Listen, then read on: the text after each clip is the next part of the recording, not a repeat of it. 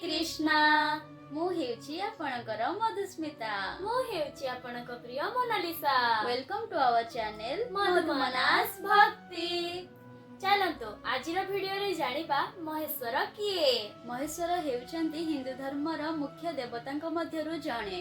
तांको ध्वंसकारी बोली मध्य कुहा जाए। से समय ज्ञान और ब्रह्मांडर समतार प्रतीक। महेश्वरर अर्थ हेउची समस्तंकर ईश्वर। कैलास पर्वतर शीर्ष रे बसिचंती एक महान शक्तिशाली देवता। से हेउचंती महेश्वर। तांको मथारे अछि तृतीय नयन, प्रथम हातरे डंबरु, द्वितीय हातरे त्रिशूल एवं तांको जटारु बहुची पवित्र गंगा। से शक्ति और शांतिर प्रतीक।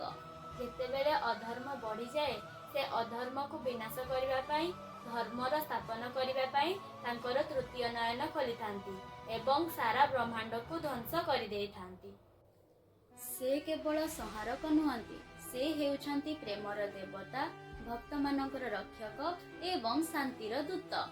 महादेव को आमे बहुत नाम रे जानू, जेपरि कि भगवान शिव, महेश्वर, शंकर, भोलानाथ एवं पशुपति नाम रे जानू। जदि ये भिडियोटी आपनको भल लागिछि आम चैनल को सब्सक्राइब करिवे। रहिलु नमस्कार। राधे राधे।